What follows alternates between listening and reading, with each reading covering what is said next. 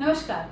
आज के वीडियो में हम बात करेंगे आपके डाइट एंड लाइफस्टाइल से जुड़े उन नियमों की जो अक्सर हमें पता भी नहीं होता कि ये गलत है हमारे स्वास्थ्य के लिए और हम उनका रेगुलर सेवन करते हैं और जिसके कारण से धीरे धीरे हमारे शरीर में दोष या जो बीमारी है वो बनती है और एक समय के बाद जब उन चीजों का एक मात्रा से अधिक सेवन हम कर लेते हैं तब फिर वो किसी न किसी रोग के फॉर्म में हमारे सामने आती है।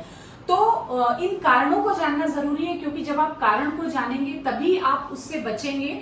और ये कारण आपको जब ट्रीटमेंट हमारे द्वारा एडवाइस किया जाता है तो ट्रीटमेंट तो अपनी जगह है, ट्रीटमेंट एक पार्ट है, दवाइयां एक पार्ट है ट्रीटमेंट का। लेकिन अगर आप अपने डाइट एंड लाइफस्टाइल नहीं चेंज करेंगे तो उन दवाइयों का उतना असर नहीं होगा जितना उनका होना चाहिए, क्योंकि ट्रीटमेंट में सिर्फ दवाइयां अपना रोल प्ले नहीं करती हैं। ट्रीटमेंट जो है वो दवा के अलावा आपका डाइट एंड लाइफस्टाइल, आपका जिसमें हम पथ्य और अपथ्य बताते हैं, वो सेवन करना बहुत जरूरी है। क्योंकि अगर घर में आग लगी है और आप आग के कारण को हटाए बिना सिर्फ वहां पानी अगर डालेंगे तो सिर्फ धुआं ही होगा।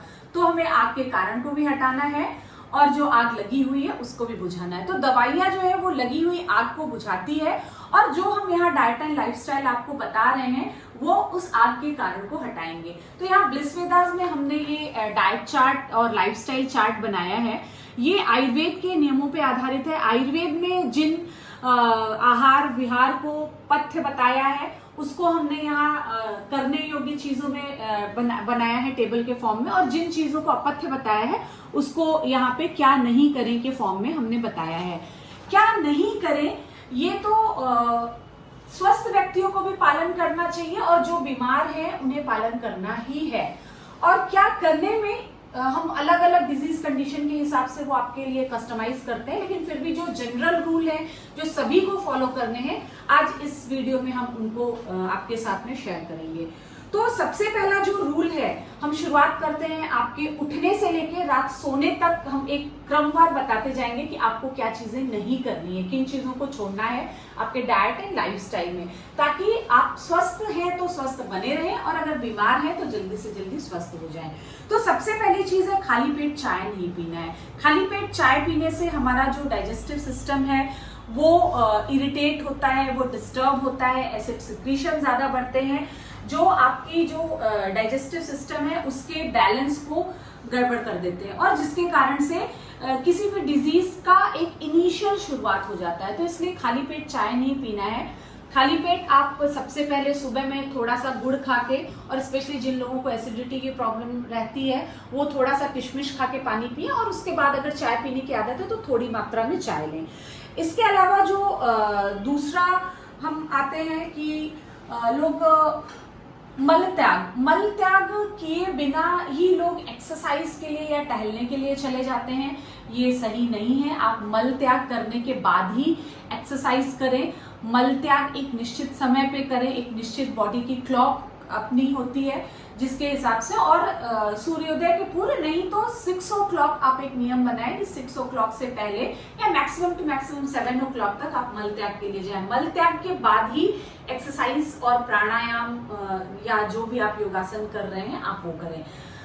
एक्सरसाइज के पहले ज्यादा अच्छा है कि आप बॉडी मसाज कर लें, और अगर बॉडी मसाज आप नहीं कर पा रहे हैं कि तेल लगेगा कपड़ों में तो एक्सरसाइज के बाद जरूर आप बॉडी मसाज करें। इससे ब्लड सर्कुलेशन बॉडी में अच्छा बनता है और जो शरीर में वात बढ़ती है एक्सरसाइज के बाद वो बैलेंस होती है, और उसके बाद आप नहा लें। तो एक नियम ये जरूर फॉलो करें कि आप स्टूल पास करने के बाद बॉडी मसाज करें और उसके बाद एक्सरसाइज करें, या एक्सरसाइज करने के बाद ही बॉडी मसाज कर लें और फिर आप स्नान करें। बहुत सारी महिलाएं घर का पहले सारा काम निपटाने के बाद 10-11 बजे स्नान करती हैं, जो आपके लिए सही नहीं है, क्योंकि स्नान करने से हमारी जो डाइजेस्टिव फायर है वो स्टिमुलेट होती है, हमारा डाइजेशन अच्छा रहता है। अगर आप ऑड आवर्स में मतलब बिना समय के आप स्नान करेंगे, 10-11 बजे स्नान करेंगे तो आपका जो मेटाबॉलिज्म है वो डिस्टर्ब होगा। तो सुबह में कोशिश करें कि मल त्याग के बाद जो भी एक्सरसाइज हमने बताई है वो करें, और उसके बाद फिर बॉडी ऑयलिंग करके फिर आपको नहाना है। फिर बात करते हैं नाश्ते की। नाश्ते में लोग जल्दी में आजकल रेडी टू जो ईट नाश्ते हैं लाइक कॉर्नफ्लेक्स आदि लेते हैं। कॉर्नफ्लेक्स हो गया ओट्स हो गए, जो पैक्ड चीजें हैं वो नाश्ते में ना लें। कोशिश करें कि नाश्ते में ताजा बना हुआ आहार ही लें, भले ही वो रोटी सब्जी ही क्यों ना हो।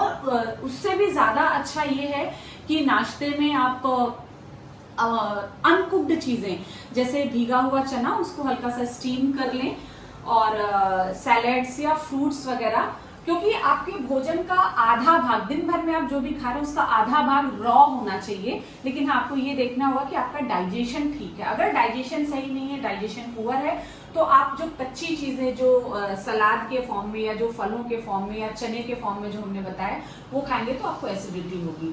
तो अपनी अग्नि का जरूर टेस्ट करवाएं हमसे या अपने आयुर्वेदिक डॉक्टर से कि आपकी अग्नि कैसी है। उस हिसाब से आपके डॉक्टर आपको नाश्ता एडवाइस करेंगे। लेकिन नाश्ते में पैक्ड चीजें नहीं लेनी है जो फास्ट टू कुक होती हैं। नाश्ते में घर का बना हुआ जो भी नाश्ता है, जो आपकी अग्नि के अनुसार जो आपके डॉक्टर आपको एडवाइस कर रहे हैं, आप वो लीजिए।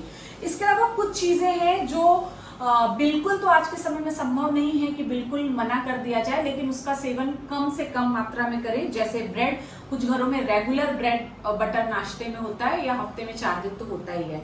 ब्रेड हो गया, बिस्किट हो गया, नमकीन, मिठाई, चॉकलेट, मैदे से बनी चीजें, आइसक्रीम, और तो और फ्रिज में रखी हुई चीजें। लोग हफ्ते भर की सब्जियां एक दिन में ही खरीद के फ्रिज में रख देते हैं, या सुबह की बनी सब्जी रात में खाई, रात की बनी सब्जी सुबह खाई। महिलाएं स्पेशली ये काम करती हैं क्योंकि खाने की बर्बादी रोकती हैं। आप उस खाने की बर्बादी को तो रोक रहे हैं, लेकिन अपना शरीर उस चक्कर में बर्बाद कर रहे हैं, क्योंकि बासी खाना जो भी है वो आपके शरीर में, आपकी जो बॉडी टिश्यूज हैं, उनको लंबे समय में तक अगर आपने यूज किया तो वो बीमारी का कारण हो सकते हैं। आपकी रक्त धातु जो है, आपके बॉडी के जो टिश्यू हैं, उसमें ये बीमारी पैदा कर सकते हैं। इसलिए बासी चीजें नहीं लेना। और ये सब ब्रेड, बिस्किट, मतलब जितनी भी पैक्ड चीजें, ये सब बासी भोजन की कैटेगरी में आती है। तो पैक्ड चीजें बिल्कुल नहीं बंद कर सकते, तो उनका सेवन कम से कम करें। अगर आपको कोई डिजीज है या आपका डाइजेशन लो है, मेटाबॉलिक प्रॉब्लम है, तो आपको दही का सेवन नहीं करना है, जैसा हम आपको एडवाइस करेंगे। या अपने डॉक्टर से पूछ लें कि आपको दही लेना है या नहीं लेना है। स्पेशली बारिश के सीजन में और शरद ऋतु, जो दिवाली के पहले वाला जो सीजन होता है, उसमें दही का सेवन नहीं करना है। ग्रीष्म ऋतु, वर्षा ऋतु और शरद ऋतु में दही का सेवन आयुर्वेद के अनुसार विरुद्ध बताया गया है। तो अपने डॉक्टर से जरूर पूछने के बाद ही दही का सेवन करें। ठंडा या बासी खाना, हमेशा ताज़ा खाना ही खाना चाहिए जो हमारे डाइजेशन को इम्प्रूव करता है। तो ठंडा खाना या बार बार गर्म करके खाया हुआ खाना आपके मेटाबॉलिज्म पे असर डालता है, वो नहीं लेना है। बासी खाना तो हमने पहले ही बता दिया है कि बासी खाना खाने से धीरे धीरे एक समय के बाद आपके शरीर में बीमारियां बनने लगती हैं। ठंडा पानी सभी को अच्छा लगता है। लोग डायरेक्ट फ्रिज से बॉटल निकालते हैं और बिल्कुल पानी पीने लगते हैं। फ्रिज की रखी हुई चीजें आपके मेटाबॉलिज्म को लो करती हैं। आप देखेंगे आज के समय में, क्योंकि फ्रिज का प्रयोग घर घर में और सभी यूज करते हैं, उसी रेशियो में मेटाबॉलिक डिजीजेस जैसे थायराइड, डायबिटीज, पीसीओएस, ओबेसिटी, ये सब बढ़ता जा रहा है। क्योंकि फ्रिज से डायरेक्ट निकाला हुआ खाना या पानी लेने से आपका जो अग्नि है वो लो हो जाएगा, आपका मेटाबॉलिज्म लो होगा, जिसके कारण आज नहीं, कम से कम 10 साल बाद आप कहेंगे हम तो लेते हैं, हमें अभी तक कुछ नहीं हुआ। 40 तक आपका शरीर साथ देगा, लेकिन 40 के बाद जो आपने अपने शरीर के साथ किया है वो चीजें आपको बीमारियों के फॉर्म में दिखेंगी। तो इसलिए फ्रिज का डायरेक्ट पानी नहीं लेना है। कोशिश करें कि मटके का पानी लें, और अगर फ्रिज का लेना है तो उसे नॉर्मल टेम्परेचर वाले पानी के साथ मिला के, बिल्कुल चिल्ड वाटर ना लें, क्योंकि ये भी आपके मेटाबॉलिज्म को डिस्टर्ब करता है और आपके दोषों को डिस्टर्ब करता है। बहुत सारे लोग सैलेड्स को हेल्दी मानते हैं। बिल्कुल सैलेड्स हेल्दी हैं, जैसा कि हमने बताया नाश्ते में आप रॉ मटेरियल्स लें, बट भोजन के साथ सैलेड्स नहीं लेना है। कच्चा पक्का नहीं करना है। एक जैसी चीजें, आप मानिए सब्जी पका रहे हैं, सब्जी आधी पकी और आपने उसमें फिर कुछ कच्ची आलू डाल दी, फिर वो पकी, अभी पूरी पकी नहीं, फिर आपने उसमें कुछ और डाल दिया, तो सोचिए क्या वो सब्जी कभी पक पाएगी? नहीं पक पाएगी। तो वैसे ही आपको भोजन के समय एक जैसी चीजें, एक जैसी मतलब जिनके लिए एक समान पाचन शक्ति चाहिए, वैसा आपको भोज्य पदार्थ लेना है। सैलेड्स को और भोजन को साथ में न लें। अगर आपको सैलेड्स खाना है तो भोजन के 2-2.5 घंटे पहले नाश्ते में आप जरूर ले सकते हैं, लेकिन भोजन के साथ सैलेड्स हेल्दी नहीं है। ये बात बिल्कुल आपको सुनने में अटपटी लगेगी कि बहुत सारे डाइटिशियंस एडवाइस करते हैं, बट आयुर्वेद के अनुसार ये विरुद्ध है। आपको भोजन के साथ सैलेड्स नहीं लेना है। अगला जो नियम है पानी के बारे में, लोग खाने से पहले बहुत सारा पानी पी लेते हैं जो आपके मेटाबॉलिज्म को लो करता है। खाने के साथ में बहुत ज्यादा पानी पीने की कुछ लोगों की आदत होती है, हर घूंट के साथ खाने भोजन के हर वाले के साथ एक घूंट पानी पीते हैं, वो भी आपके मेटाबॉलिज्म को लो करेगा, आपके जो डाइजेस्टिव जूसेस हैं उसको डाइल्यूट करेगा, जिससे आपका भोजन अच्छे से पचेगा नहीं। और अगर भोजन अच्छे से पचेगा नहीं तो आगे जो आपका मेटाबॉलिक प्रोसेस है और उससे जो अपने शरीर को पूरा न्यूट्रिशन मिलना है वो नहीं मिलेगा। तो खाने के पहले पानी बिल्कुल भी नहीं पीना है। आप एक छोटा ग्लास लेके बैठे और बीच में 2-3 घूंट पानी पी सकते हैं और खाने के लास्ट में 2-3 घूंट पानी पीजिए।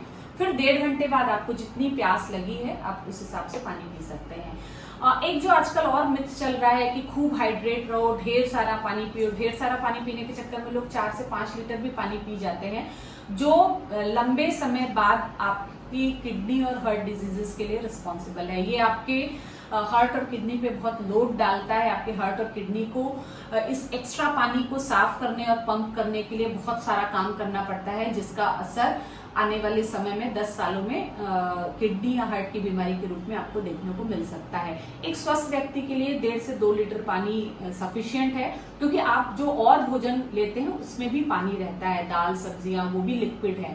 तो स्वस्थ व्यक्ति को 1.5 से 2 लीटर पानी से ज्यादा नहीं लेना है। अगर आपका वर्क ऐसा है, फील्ड वर्क है और आप बहुत पसीना आपका निकल रहा है, तो जरूर प्यास जैसी आपको लगे आप उस हिसाब से पानी ले सकते हैं। लेकिन ये कॉन्सेप्ट लेके कि नहीं हमें खूब हाइड्रेट रहना है, पानी का ओवर कंजम्पशन आपके मेटाबॉलिज्म को लो कर सकता है। आप ओबेसिटी, हाइपोथायराइडिज्म, डायबिटीज इनकी चपेट में आ सकते हैं। फिर इसके बाद जो एक नियम है रात के भोजन का। रात का भोजन, लोग दिन भर वर्किंग है, दोपहर का खाना अच्छे से नहीं खा पाए, रात में आके तसल्ली से हैवी फूड बनाया और उसको अच्छे से खा के 10 बजे 11 बजे खाना खाया और तुरंत सोने चले गए। ये भी आपके मेटाबॉलिज्म के लिए सही नहीं है। आयुर्वेद में तो सूर्यास्त के पूर्व ही भोजन का विधान है, लेकिन आज की लाइफस्टाइल ऐसी है, सभी ऑफिस से आते आते ही सबको 5, 6, 7 बज जाता है। तो सूर्यास्त के पूर्व नहीं तो कम से कम 8 बजे के पहले आप अपना डिनर कंप्लीट कर लें। कुछ लोगों की शिकायत रहती है कि हम लेट ही हम ऑफिस से या दुकान से आते हैं तो हम कैसे खाएं, तो आपको उसके लिए व्यवस्था करनी पड़ेगी। आप अपना टिफिन शाम के लिए मंगवा लीजिए और थोड़ा सा समय निकाल के 8 बजे के पहले आप अपना डिनर कर लें। क्योंकि खाना खाकर, हैवी खाना खाकर आप तुरंत जब बेड पे जाते हैं तो बॉडी का जो सारा एनर्जी है उस भोजन को डाइजेस्ट करने में लगता है और रात के समय ही बॉडी जो है वो अपने शरीर में हुई टूट फूट को पूरा मेंटेन करने का काम करती है। जो हैवी भोजन आपने लिया तो शरीर की सारी एनर्जी उसको डाइजेस्ट करने में लग गई, तो शरीर में जो टूट फूट हुई है वो मेंटेनेंस बॉडी नहीं कर पाती है और लंबे समय बाद फिर आप मेटाबॉलिक डिजीजेस की चपेट में आते हैं। इसलिए कोशिश करना है कि रात का खाना हल्का लें, सुपाच्य लें और 8 बजे के पहले लें। नॉन वेज और वेज में भी हैवी चीजें, छोला, राजमा, कटहल, ये सारी चीजें आप कोशिश करें कि लंच में लें। डिनर में आपको हल्की सुपाच्य चीजें ही लेनी है और सोने के पहले ढेर सारा पानी नहीं पी के सोना है। आपने अगर 8 बजे तक लंच कर लिया और 10 बजे डिनर कर लिया और आप 10 बजे अगर सोने जा रहे हैं तो आप 9:30 बजे तक जितनी पानी पीने की इच्छा है वो पिए और 10 से 11 बहुत लेट नाइट जगना भी। आज लोग इंस्टा, रील्स और भी सोशल मीडिया प्लेटफॉर्म है जिसको देखते हुए अपना रात का काफी समय निकालते हैं। 12:30, 1:30, 2 बज जाता है और फिर तो जब आप मोबाइल बहुत ज्यादा देखते हैं तो एक तो उसकी जो रेज हैं वो आपके ब्रेन को स्टिमुलेट करती हैं, तो एक तो आपको नींद की प्रॉब्लम होगी। दूसरा, आयुर्वेद में कहा गया कि बहुत लेट नाइट जगने से भी आपके शरीर में वात दोष और पित्त दोष की वृद्धि होती है, जो इन फ्यूचर आपको वात और पित्त से होने वाले डिजीजेस जैसे आप तुरंत ही फील करेंगे कि आपको इनडाइजेशन, एसिडिटी, बॉडी एक, नींद नहीं आना, इरिटेट रहना, ये सारी चीजें तो वात और पित्त बढ़ने से आपको तुरंत अगले दिन समझ में आएंगी। लेकिन लॉन्ग टर्म में आपको हेयर फॉल की प्रॉब्लम हो सकती है, आपका डाइजेशन डिस्टर्ब हो सकता है, आपको कॉन्स्टिपेशन की प्रॉब्लम हो सकती है, और ये सारी चीजें भविष्य में सारी ही बीमारियों की जड़ हैं। तो आपको अपनी लाइफस्टाइल में इन सारी चीजों को अवॉइड करना है अगर आप अपनी लाइफ को, अपने शरीर को हेल्दी बनाए रखना चाहते हैं। और अगर आप बीमार हैं तो जल्दी स्वस्थ होना चाहते हैं तो भी आप इन चीजों का पालन करें। ये आयुर्वेद में बताए हुए नियम है। तो अगर आपको ये वीडियो अच्छा लगा तो आप अपने जानने वालों के साथ शेयर करें जिनकी आप केयर करते हैं। और अगर आपको अपने डाइट एंड लाइफस्टाइल से रिलेटेड कोई क्वेरी है कि मैं कोई ऐसा काम जो आप रेगुलर कर रहे हैं या कोई ऐसी चीज जो आप रेगुलर खा रहे हैं उसके बारे में कोई डाउट है कि क्या ये मेरे लिए सही है या गलत है, आप उसके लिए हमें कमेंट सेक्शन में कमेंट करके पूछ सकते हैं। और ज्यादा जानकारी आपको अब क्या करना है, ये तो बात हुई कि क्या नहीं करना है, बाकी क्या ऐसी चीजें हैं जो हम स्वस्थ रहने के लिए फॉलो कर सकते हैं, उसके लिए हमारा नेक्स्ट इसी सीरीज का वीडियो देखें कि स्वास्थ्य मेंटेन करने के लिए हम क्या करें, या आयुर्वेद में आहार विहार के नियम स्वास्थ्य के लिए। तो नेक्स्ट वीडियो आप जरूर देखें। And thanks for watching our video. Call your Health Alexa at 894-8888-894 for more queries. Thank you.